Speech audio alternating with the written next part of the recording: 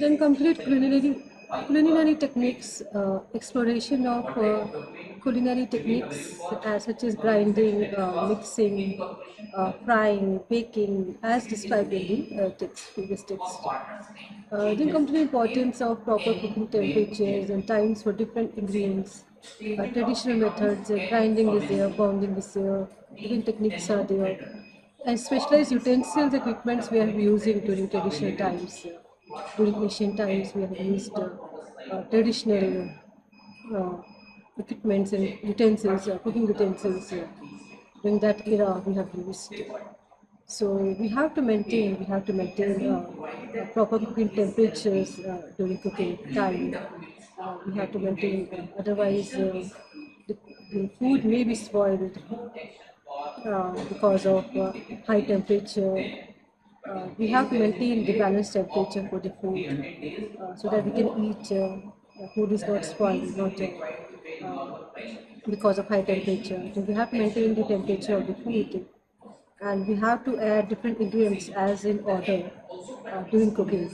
So first we have to add oil, then cumin seeds, then we add in preparations of any kind of vegetables.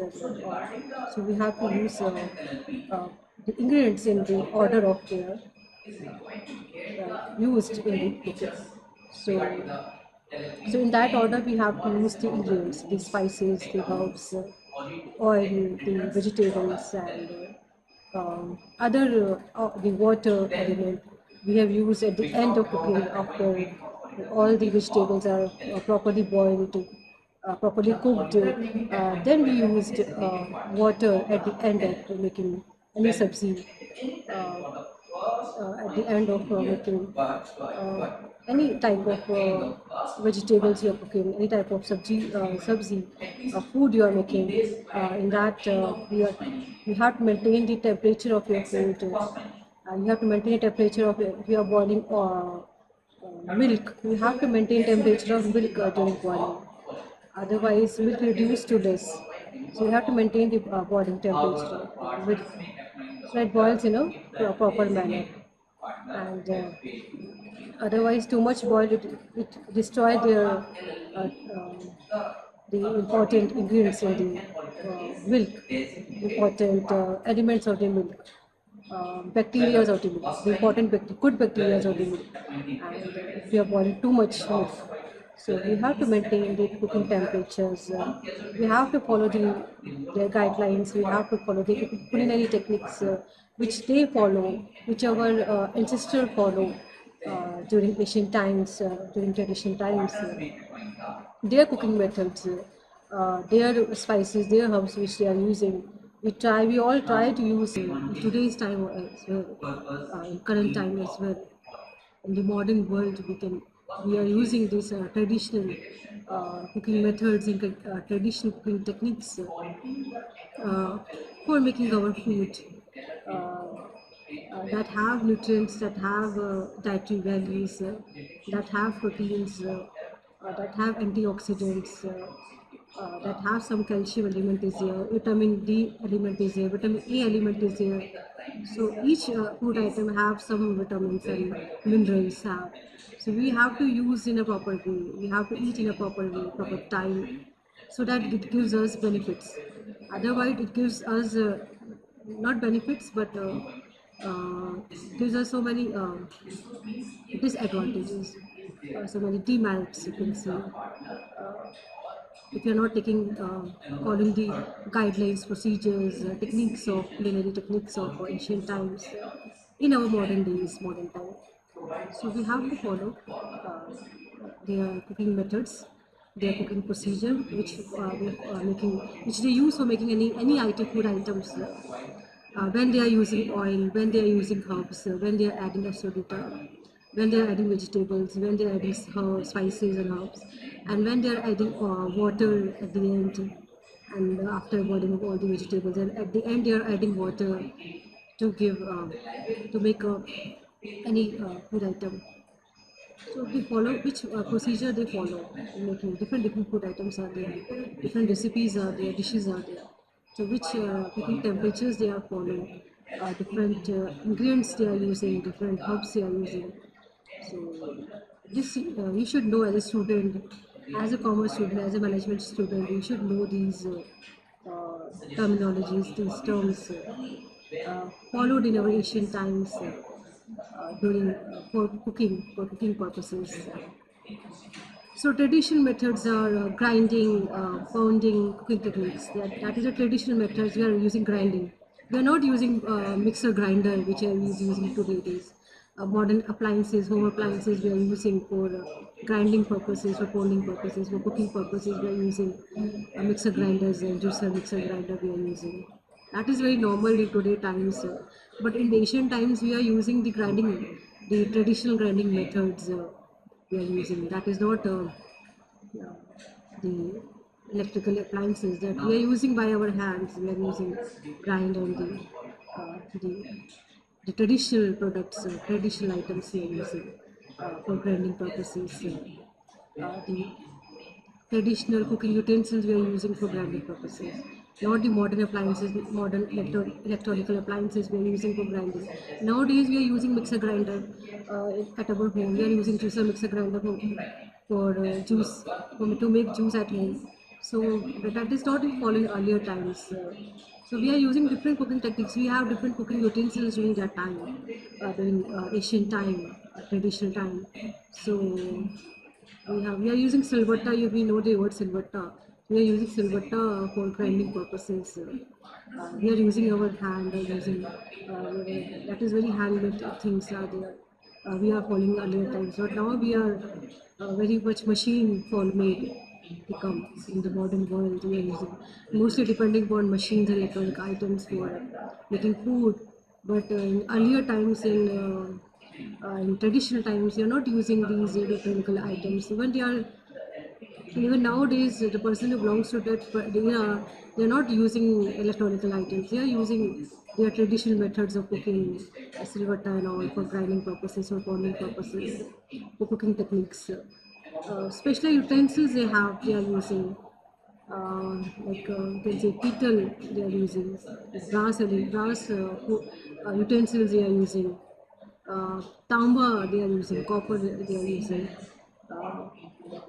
for making food items. That is earlier times utensils and equipments they are using.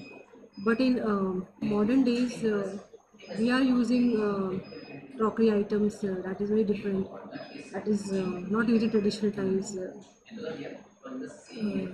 We are using bond china crockery. We are using crystal crockery. So glass crockery we are using. That is a normal utensil we are using nowadays. Steel items we are using nowadays. And iron we are using also nowadays in our cooking. Iron kadhai we are using. Iron utensils we are using for making rotis and all, for chapatis and all. We are using iron. So that is we are using nowadays utensils equipments. Uh, but in traditional times we are not using. The gas stove and all. But in modern times, we are using gas stove. In traditional times, we are depend upon the wood and all the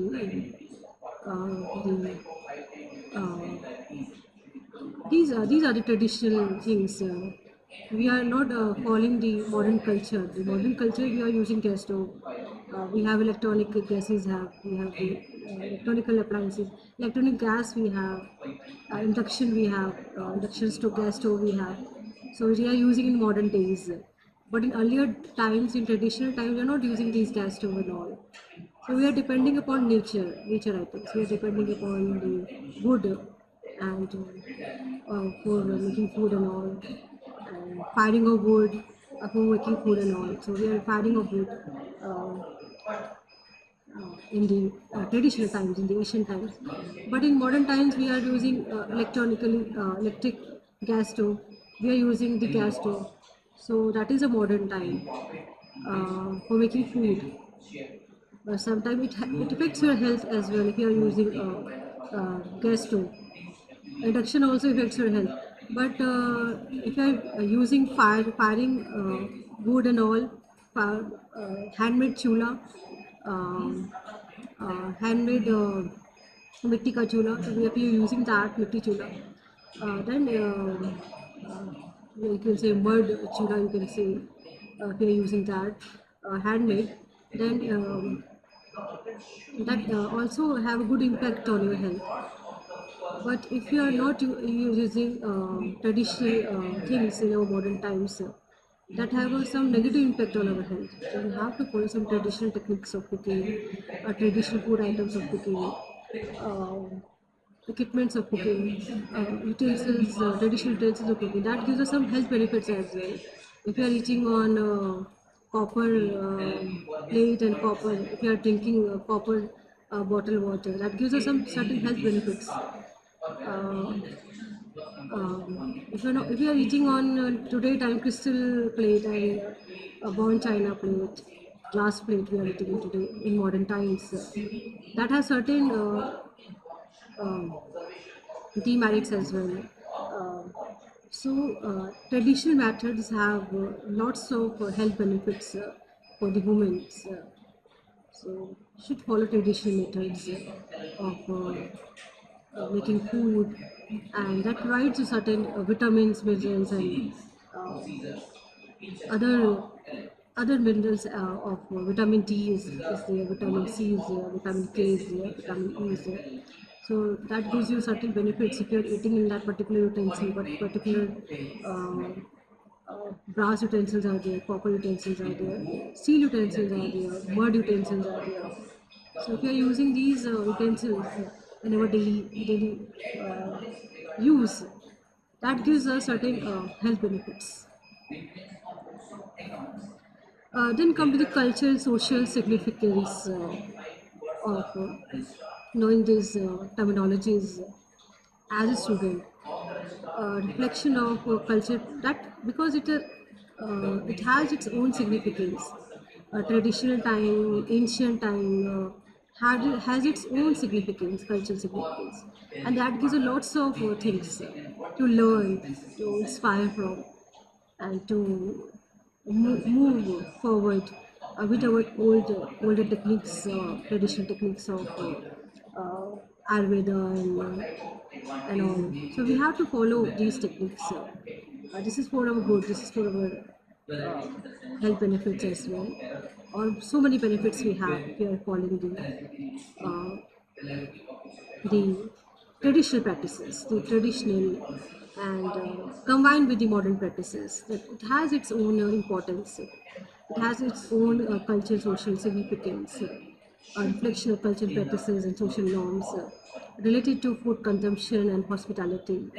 So, how they are giving the hospitality in the traditional times, how they are respecting their guests during tradition. We should know the guest is like a god, like Atiti Devo Bhava.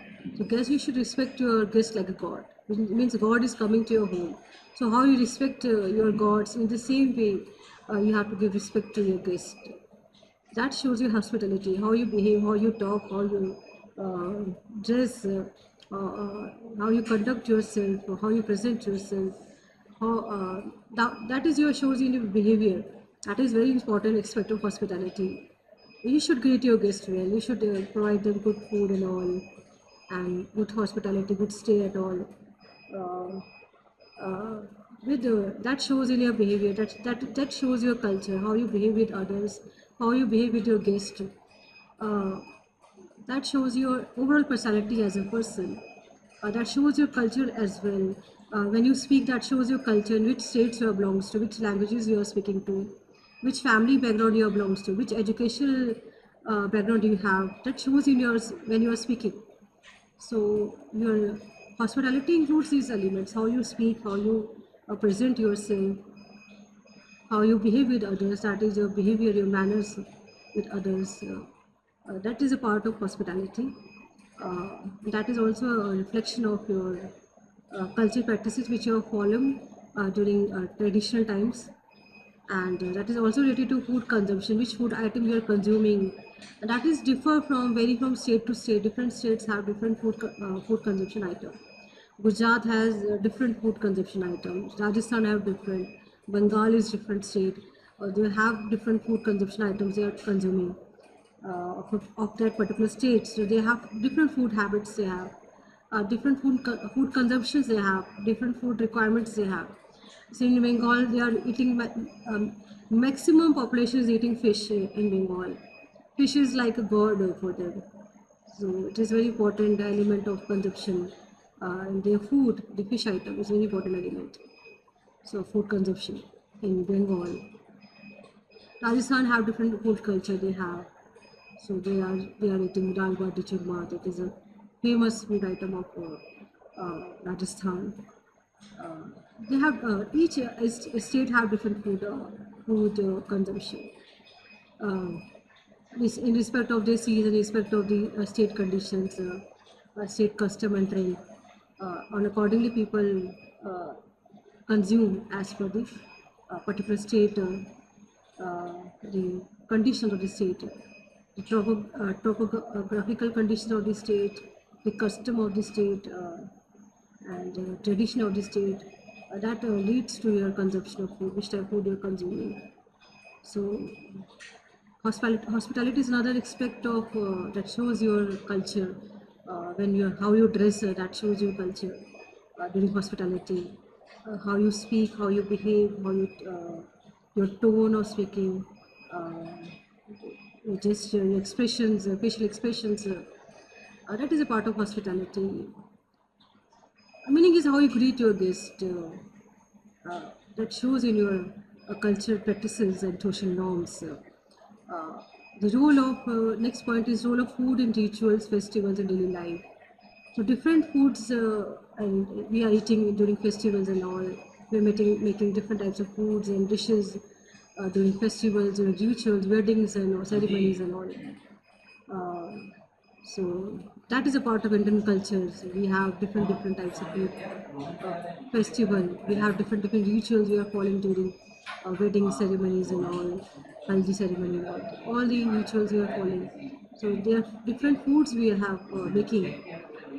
That is a part of our culture. That is a part of our social significance. That is very important part. The food plays a very important part in our culture in India. So food describe our culture. Food describe our our custom, our trend, our standard also, which type of food we are eating. So that shows also shows your standard. So the standard, your state, your condition. Uh, if festivals are there, we are making different foods, different type of foods during festival. But not in daily life. In daily life, we are making normal meal, normal 3 to 4 times meal we are eating. That is a daily part of our life. But during festivals, we have making different foods and dishes we have made during festivals. Kheer is there, the sweet dishes are there, puris are there, kachoris are there. So we are making during festivals, not on daily basis. On daily basis, we are making breads and rotis and breads. That is a part of daily diet. That is not part of um, these food items. Festival food items is not a part of daily life. Daily life, we are eating 3 to 4 times. We are eating daily normal meal, roti, dal, chawal, green vegetables, uh, curd and all. So that is a salads. That is a part of daily diet, daily life. But during rituals and festival, we are eating different types of foods and dishes we are eating. That is during festivals and rituals, but not in daily life.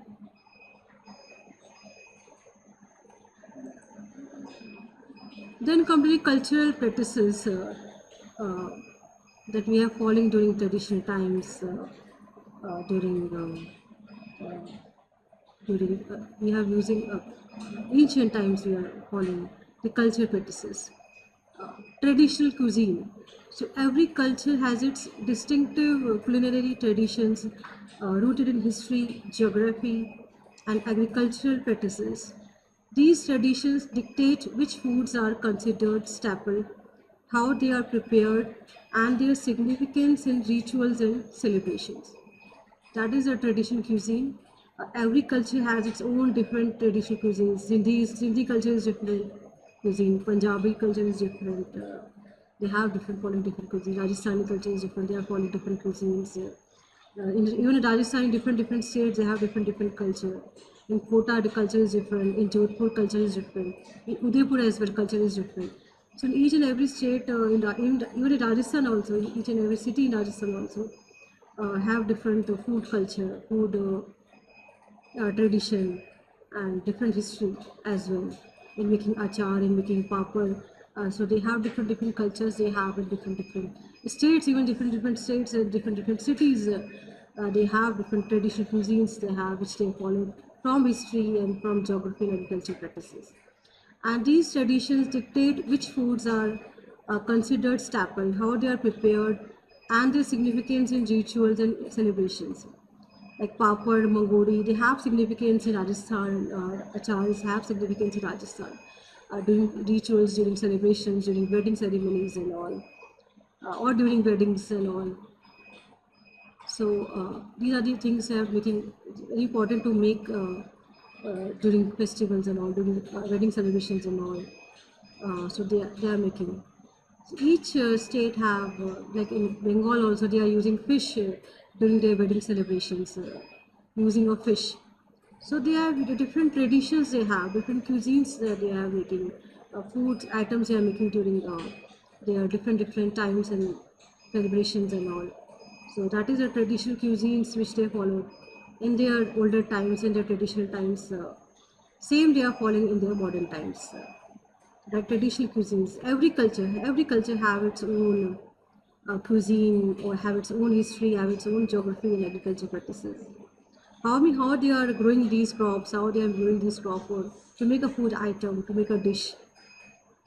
So you have to grow potato, you have to grow onions, you have to grow rice, green chilies, spinach, garlic, ginger. You have to grow these items because that is a part of your traditional Indian cuisine.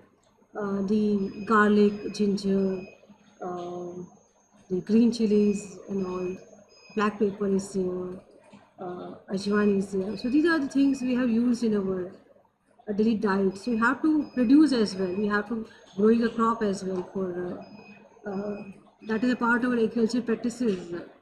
So, and that is a very important element of Indian cuisines, ginger and garlic, asafoetida. These are the very important element of Indian cuisine. Cumin seeds are there, flax seeds are there, uh, so, onion seeds are there. So these are the we have to, in order to consume these items, we have to produce these items. So agriculture produce is also a very important element of traditional food practices and traditional cuisines. Then come to the festivals and rituals. Many cultures have specific foods and dishes associated with religious festivals, weddings, births, and other significant life events. These foods often carry symbolic meanings and are prepared with traditional methods passed down through generations. So festivals and rituals played a very important aspect of our culture practices. We are celebrating each and every item, festivals. We are celebrating Holi, we are celebrating Diwali, we are celebrating Dashera, we are celebrating Durga Puja, we are celebrating there are so many festivals we are celebrating. Other anniversaries are there. Birth anniversary we are celebrating. Gandhi Jayanti we are celebrating 2 October. Other international celebrations are there. National festivals are there. Independence Day is there. Republic Day is there. 2nd October is there. Gandhi Jayanti is there. So we are celebrating each and every festivals and all. And for that, food is very important element of festivals. Without food, there is no festival. So festival food is very essential element of festival. For celebration of weddings, for celebration of birthday party, and other important life events you are celebrating. Anniversaries you are celebrating, marriage anniversary, wedding anniversaries you are celebrating. Other events you are celebrating. To celebrate your life, you are celebrating your any important aspect of your life. Food is very important element. When guests are coming, they are eating food and they're giving their responses on food, uh, good responses on food or bad responses on food. They're giving their responses. The food is very good. This item is very good. Uh, this event have these items in wedding. So Food is very important. Dish is very important. How many dishes are there in your wedding? 100 dishes are there in your wedding. So dishes means that is very important part of your wedding. That is very important part of your birthday party. And other wedding anniversaries are there. Other important your life events are there. You are celebrating your promotion. You are celebrating your uh, the success of your son, success of your daughter. That is another live events you're celebrating, and this is a part of your celebration. Food is a very important part of your celebration. Festivals and rituals is a very important part of your celebration, and these foods often carry symbolic meanings. They have and because if you are preparing dishes, symbolic meanings they have. If you are making pitha in UP and Bihar, pitha is a very important element of Chhat Pujas and all in Bihar and UP. They are making pithas and all, thekua and all. So that is a very important, essential aspect of your traditional cuisines, which you made during your festivals and all rituals, and that passed from generation to generations. Current generation also follow the yester generation and all, and their traditional methods of cooking they are using. We are using traditional methods of cooking because we are following our older generation. We are following our traditions and we are following our ancestral. And which methods they are using, same method we are following nowadays. That's the part of we are following, passing our generation from one to another. So so that is a process of following our traditional methods of cooking, and that have some symbolic meanings, that have some significance, that have some importance. Uh, because if you are not eating that item, that means you are have some bad impact on your health, bad impact on your family, on your work, on your job. That these are the that is a traditional method. If you're not following, people saying these things that if you're not eating this item on this particular day, you have some bad health element.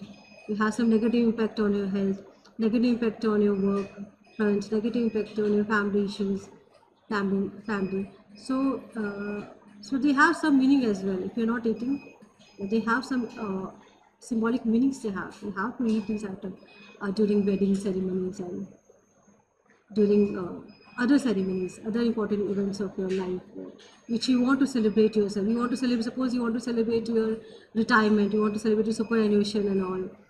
So you can celebrate with your family members. And food is very important element of celebration. Which food you are eating, that comes from your generation, that comes from your ancestral, that comes from your grandparents and parents, which type of foods they are eating, same you are eating. So so festival rituals are very important aspect of your cultural practices. Then regional variations are there. Within a single country or culture, there can be significant regional variations in cuisine, influenced by climate, availability of ingredients, and cultural exchanges. This diversity highlights the richness of culinary heritage within larger cultural context. So within a single country or culture, there can be significant regional variations in cuisine, even in countries, or there can be significant regional variations in cuisine. Uh, within the same state, there's a difference in cuisine as well. Some they are using less spices, some they are using more spices, some they are using boiled oil, some they are using unboiled oil. Some they are using organic, some they are using unorganic. So they have different variations here in their cooking. Some are using veg, some are non-veg. So different items they are eating. Different types of vegetables they are eating. So even in same state, even in same country, they have different cultures. They have different variations of cuisines they have, and that is influenced by climate, availability of ingredients, and culture exchanges. This diversity highlights the richness of culinary heritage within larger cultural context. That is the regional variations of food, regional variations of cultural practices. Each region have its own different culture they are following, different type of dresses they are wearing, different types of foods they are eating, different type of languages they are speaking, different types of home they have. They have different design of home they have that represents their culture. South Indians in home, you can see South Indian home. They have different types of architecture of South Indian homes. They have different types of home they have in South India. North India they have different types of home they have. So different types of culture, custom, traditions, the practices they have followed uh, by traditional during traditional times.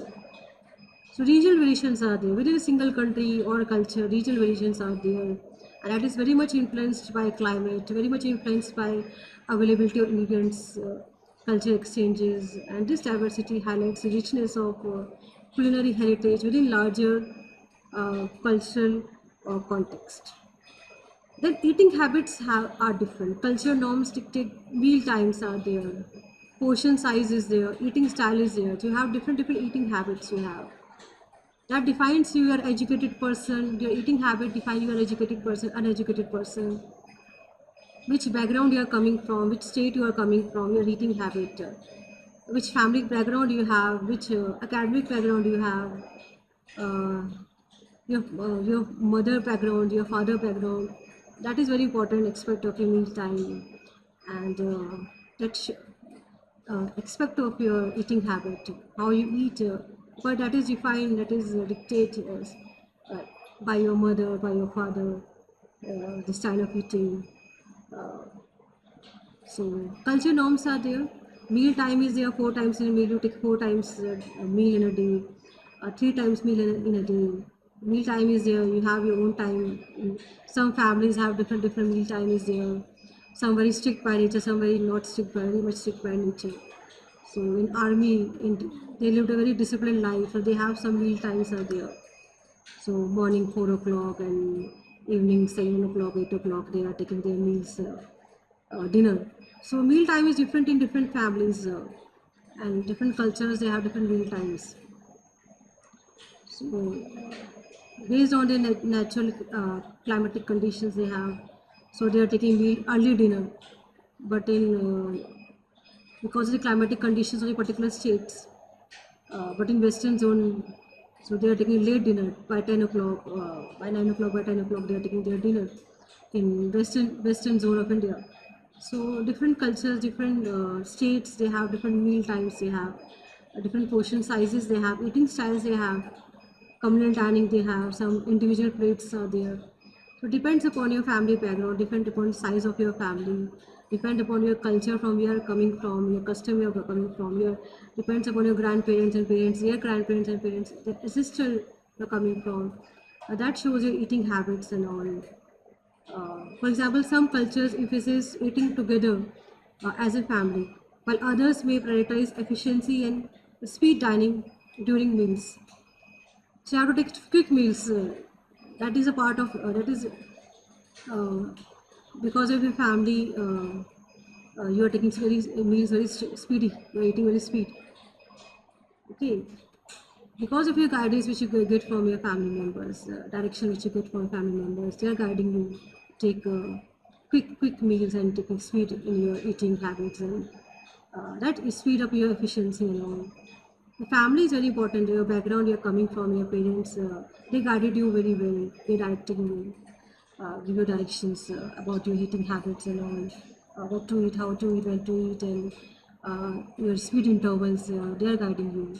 Your mother is guiding, your father is guiding you. Even your brother, your elder brother can guide you uh, to eat fast, sweet during meals. Your eating habit is a part of your cultural practices. Then come to the social norms.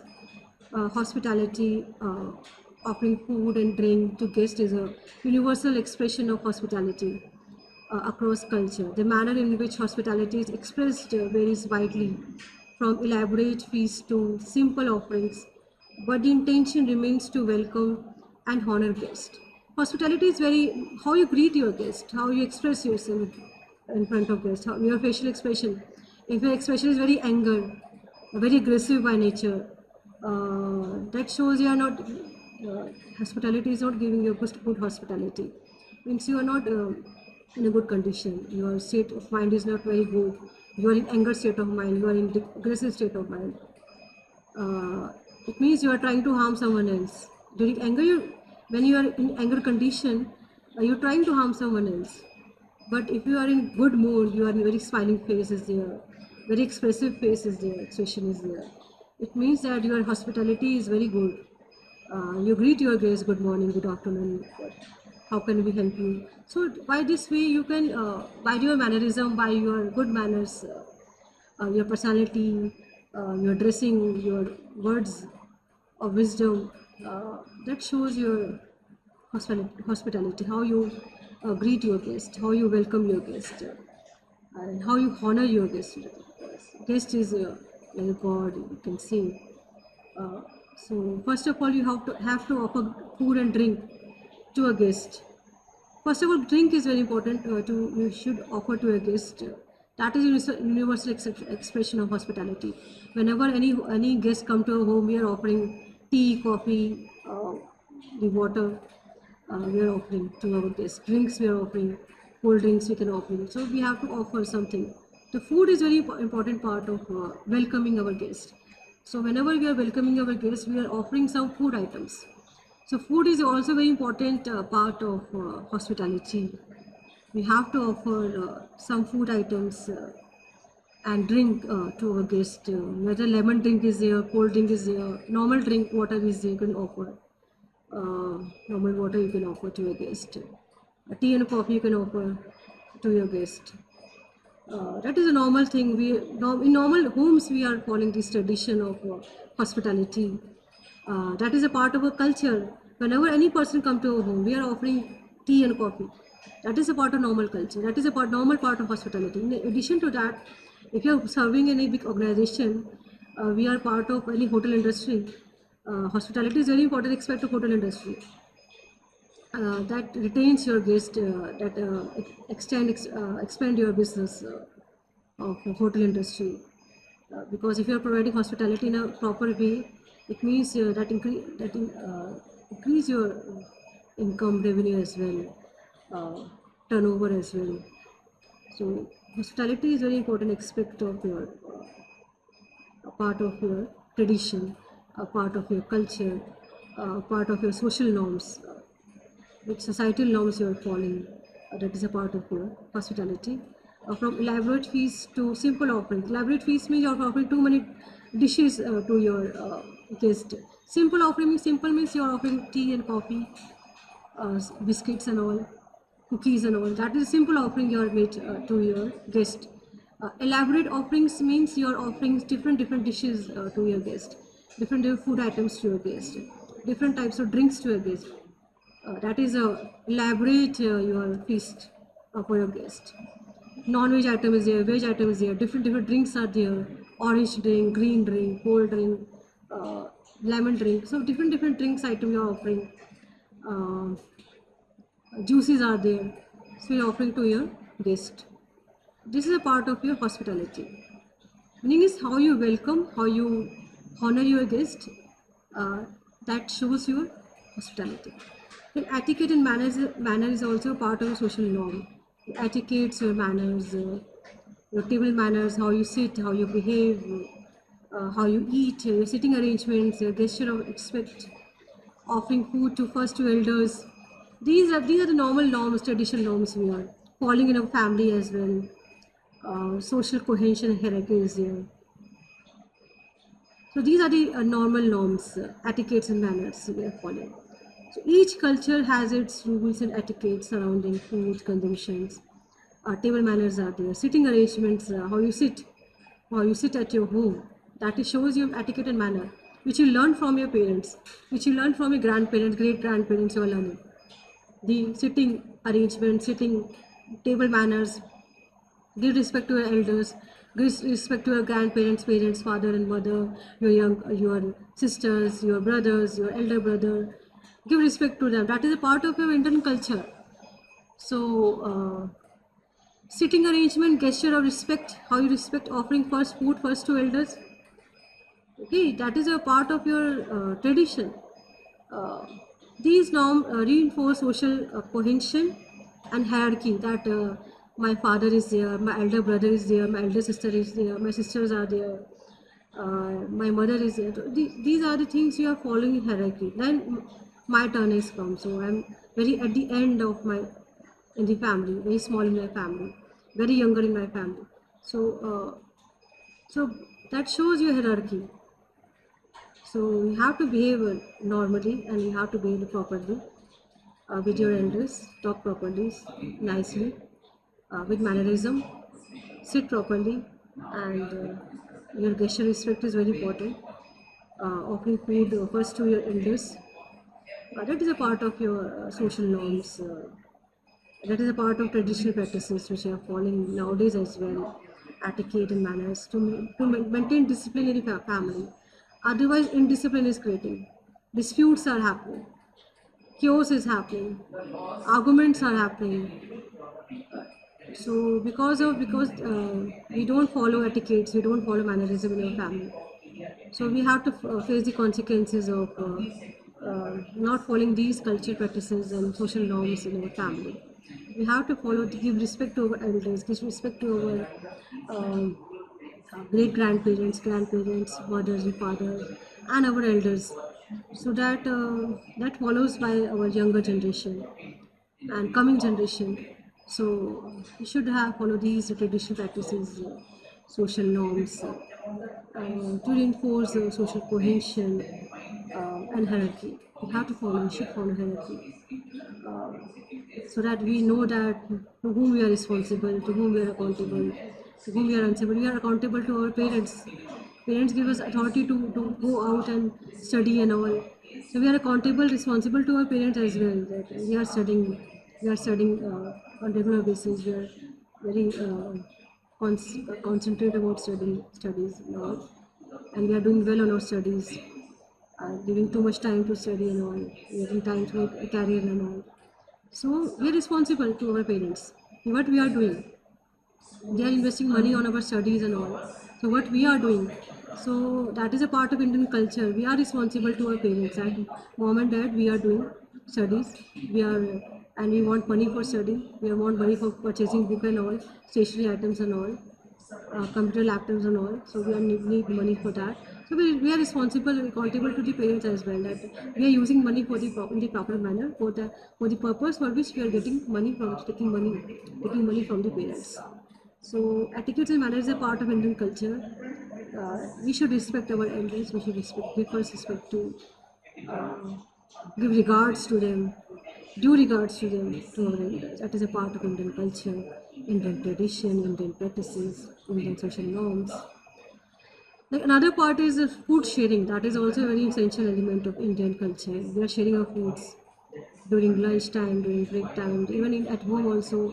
We are sharing our meals with uh, our youngers, our uh, even elders. They are sharing their foods with the elders. Sharing meals symbolize communal bonds. That is a part of social.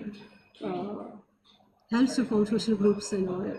By sharing meals, we can help to formulate our social groups and uh, communal bonds and solidarity within families and communities, that we are sharing our foods. In many cultures, sharing food is a way to strengthen relationship, resolve conflicts, and demonstrate generosity and reciprocity. Symbolism and taboos. Certain foods may carry symbolic meanings and taboos based on cultural beliefs and values. For example, some cultures have dietary restrictions during specific religions observance. They are not eating food during a day, during whole day, and they are eating food only after seeing moon. So after seeing moon or after seeing the sun. So these are the some dietary restrictions they are following during religious observances, during fasting are there, during religious festivals are there. So they are following certain practices, restrictions on their eating during certain festivals, during certain fasting is there. Certain foods have certain symbolic meanings and taboos based on cultural beliefs and norms. For example, some cultures have dietary restrictions during specific religious observances, while others associate certain foods within luck, prosperity, or purity. So they are avoiding certain food items just to have this luck is coming, this prosperity is coming. If you are not taking drink, if you are not taking liquor and taking wine and all, beers and all, then some good thing is coming. You're not consuming cigarette, you're not consuming alcohol and all, then some prosperity is coming to our home, some luck is coming to our home because we are not taking consuming these items. So we should avoid consuming in some culture they avoid consuming non-veg items. They avoid consuming chicken, mutton, and all. Even eggs they are avoiding. So they are following pure veg. They are vegetarians. They are, so they are not eating non-veg items. That is a part of their culture. That symbolize their culture. That symbolize their family. Their dietary restrictions are there. They are not taking these elements, these items on their daily diet basis. They are not consuming chicken. They are not consuming mutton. They are not consuming eggs item. They are not consuming fish items and other poultry items. They are not consuming. Because of their culture, because of their tradition, they are followed. Because it comes from their culture. It passed from their culture, transformed from their culture. So and they are following their culture. Certain foods may carrying have some meaning, have some cultural beliefs they have, while other associate certain foods with luck, prosperity or purity. That is symbolic taboos, symbolism and taboos of social norms. Then impact on society. Cultural identity, food serve as a marker of cultural identity, preserving traditions and heritage across generation. That is the impact on society, cultural identity you have. That pass from one generation to another generation. Your cultural identity, your food habits, your home habits, your traditional type of home is there. Your interior is different, exterior is different. Uh, some they are making rangolis at their home in South India.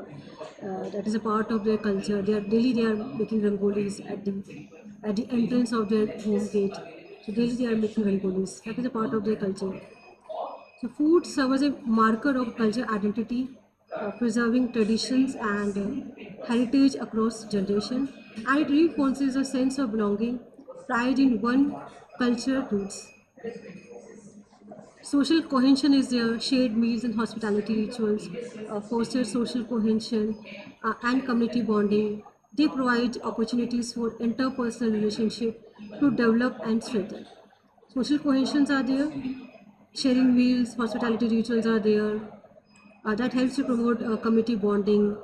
That helps to promote, develop your interpersonal relationship, and to strengthen also your interpersonal relationship with your family members, within your family members, with your relatives, uh, within by your brother, sister. That helps to develop a special bond between your brother, sister, between your family members. Uh, by by sharing of your meal and by your hospitality, how you treat others, how you talk to others. That is a part of hospitality.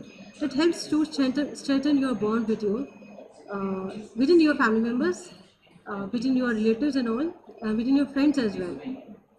Uh, that is a part of Indian culture, Indian society, sharing of meals and hospitality.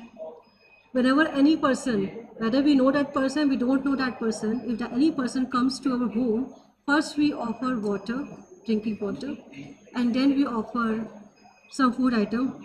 We offer drink, we offer cold drink, and we offer juice. We can offer coffee, tea. We can offer to our guests. That is a part of our Indian tradition. We are learning from our elders, we are learning from our parents, we are learning from mothers and our father, our great grandmother, grandfather, we are learning from them.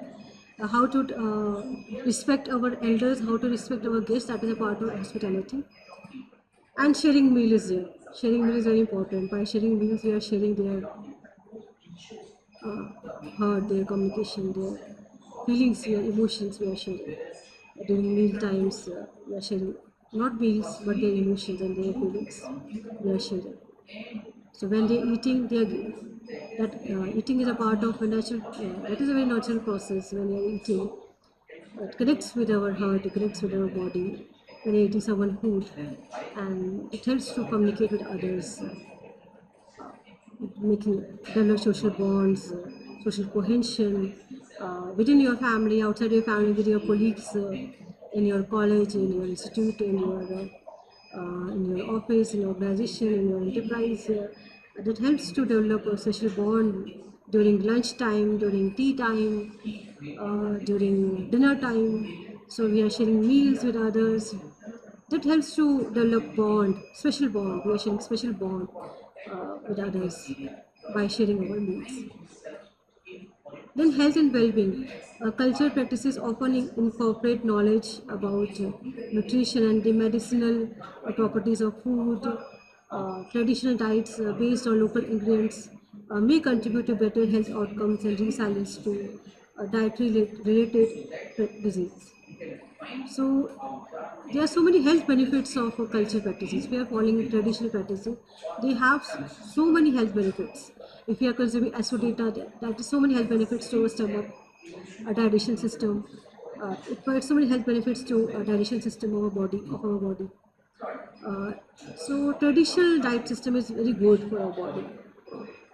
We are consuming sattu during summer, sattu drink during summer. That is very good benefits on our health, on whole body. We are consuming lemon drink during summer. That is a good benefit we are consuming cucumber during summer. That is a good health benefits on our body. So their culture practices have good benefits, medicinal properties of foods in our body, in our immune system. They help to fight with any disease in our body, any diet-related disease in our body, because traditional practices, cultural practices, they are incorporating uh, in our modern practices. It helps to achieve uh, to relieve our body from these food disease related diseases like hypertension. We are relieving from hypertension. We are relieving from diabetes. We are relieving from liver diseases, heart diseases. We are relieving from if we are following our traditional practices, not modern practices, traditional practices, traditional come modern practices. If we are following that, and we are incorporating our traditional come modern practices that helps to achieve benefits to our body, our immune system, our whole human body. It has so many medicinal properties of each and every food item. Black pepper has so many benefits, like lychee is there, has almost so many benefits. Black pepper is there, white pepper is there, kalonji is there. Uh, there are so many herbs and spices in Indian tradition, and all these have certain health benefits. Then come to the globalization and adaptation. In an increasingly interconnected world, cultural practices related to food and hospitality evolve as societies interact, exchange culinary traditions. This adaptation can enrich culinary diversity but also challenge traditional norms and practices.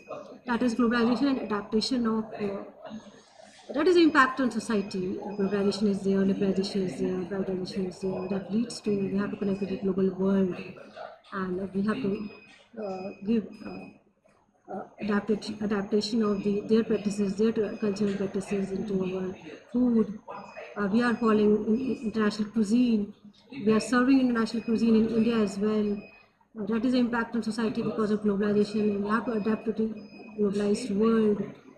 Uh, and include their ingredients, include their dishes, items in our Indian restaurants and hotels. And uh, so, because of we are following culture diversities there. We are following, we are providing Chinese food items, we are providing Italian food items in our hotel and restaurant because that is the impact of globalization adaptation. and but also challenge traditional norms we are challenging, and traditional practices we are challenging. Then come to the comparative study of Nala Pakka Darpana with other text. Okay, this is a part of your syllabus. This is a part of your course. You should know as a commerce student, as a management student, you should know this term of Nala Pakka Darpana with other text. With other text, comparative study. Vividha by Vasudhara Mandana focuses on regional variations in culinary traditions across ancient India. Then Pakka Darpana by King Someswara provides insights into royal kitchens and elaborate feasts during medieval times. मध्यकालीन Bharat. Bhojna Kuthualam by Raghunatha Bhatta these are the studies on discusses Ayurvedic principles in relation to food and dietary practices. Then methodological approaches to studying Nala Pakka Darpana. Methodological approaches to studying Nala Pakka Darpana, historical analysis, examining the socio-economic factors influencing food habits during the period, comparative analysis, contrasting culinary techniques and ingredients with contemporary texts from different regions, cultures, semiotics, interpretation of symbolic meanings associated with foods and culinary practices. These are the methodological approaches to studying Nala Pakka Darpana. Historical analysis is there, comparative analysis is there, culture semiotics is there. Then come to the conclusion. Nala Pakka Darpana offers a rich tapestry of culinary knowledge and cultural insights from ancient India. Studying this text enriches our understanding of historical gastronomy and dietary traditions. Comparative analysis with other texts provides a broader perspective on culinary evolutions and societal changes over time. References which we are using for making this context of content of this part of your course, Nala Pakka Darpana. Primary sources Nala Pakka Darpana translated editions. Secondary sources studies on ancient Indian gastronomy and culinary arts.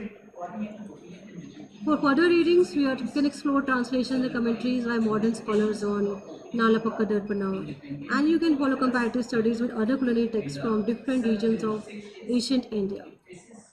Thank you. Thank you all.